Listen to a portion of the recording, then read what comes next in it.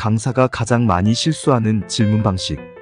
우선 강사가 가장 많이 실수하는 질문 방식에 대해 알아보겠습니다. 강의 경험이 많지 않은 강사들은 질문하는 것에 익숙하지 않고 어색해합니다. 특히 몇 가지 문제점은 공통적으로 나타나고 있습니다. 이 부분만 잘 보완하면 청중을 더 확실하게 강의 안으로 끌어들일 수 있습니다.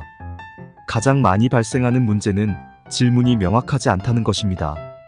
질문의 내용이 애매해서 어떤 대답을 요구하는지 헷갈리는 거죠. 어떤 강사가 여러분에게 "여러분은 4차 산업혁명에 대해 생각하는 것이 무엇입니까? 란 질문을 던졌다고 생각해 보세요. 질문을 듣는 순간 4차 산업혁명의 정의를 내리라는 건지, 4차 산업혁명이 가져올 변화에 대해 말하라는 건지, 4차 산업혁명이 나에게 미치는 영향이 뭔지를 묻는 건지 애매해집니다. 강사가 청중에게 묻고자 하는 의도가 분명히 있겠지만 질문 자체가 명확하지 않을 때는 청중은 반응하지 않습니다. 자기 나름대로 해석해서 대답을 하는 청중도 가끔 있을 수 있겠지만 대부분은 아예 생각하기를 포기해버립니다. 이와 비슷한 형태의 질문이 지나치게 포괄적인 질문입니다. 명강이란 무엇이라고 생각합니까? 란 질문을 받으면 많은 생각이 떠오를 겁니다.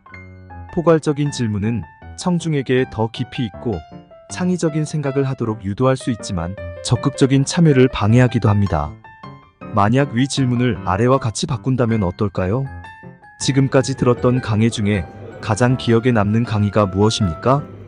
왜 그 강의가 아직까지 기억에 남습니까? 강사가 의도하는 대답은 똑같지만 질문 형태를 두 번째와 같이 바꾼다면 청중은 크게 스트레스 받지 않고 자연스럽게 강사의 질문에 호응을 할 수 있습니다. 지나치게 포괄적인 질문은 단순하게 축소하던지 두 개의 질문으로 쪼개어 던지면 효과적입니다. 다음은 강의 경험이 적은 강사가 자주 실수하는 또 다른 형태입니다. 하지만 전문성이 높고 자기 프라이드가 강한 강사 중에서도 종종 같은 실수를 하기도 합니다. 바로 한 가지 대답만을 강요하는 질문입니다. 대답이 의도하는 바가 같고 표현만 다르다면 정답이라고 말해도 되는데 그것을 인정하지 않습니다. 정답이 우유라고 한다면 소젖도 틀린 답은 아닙니다. 강사가 우유는 사람이 먹는 거고 소젖은 송아지가 먹는 거니까 틀렸습니다. 라고 한다면 얼마나 황당하겠습니까? 너무나 단순한 비유지만 실제 강의에서 이와 유사한 경험을 종종 하게 됩니다.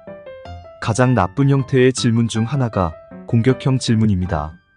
이 질문은 청중을 무시하거나 난처하게 하거나 강사 자신의 지식을 자랑하기 위해 사용하는 느낌을 줍니다. 실제 공격형 질문을 하는 강사는 많지 않습니다. 결과가 굉장히 위험하기 때문이기도 하고 강의 시간에 굳이 사용할 일이 없기 때문이기도 합니다. 개인 간의 말다툼에서 흔히 볼 수 있는 형태가 공격형 질문이죠. 강의에서 말다툼까지는 아니지만 강사와 청중 간의 의견 충돌이 일어나서 이와 비슷한 상황까지 가기도 하는데 어떠한 일이 있어도 자제해야겠죠. 질문은 강의를 풍성하게 하고 에너지가 넘치게 만들어줍니다. 강사와 청중을 하나로 묶어주는 역할도 하게 되죠. 강사가 질문을 사용할 때는 많은 경험을 바탕으로 즉석해서 재치 있게 사용하기도 합니다. 저는 질문도 전략이라고 생각합니다.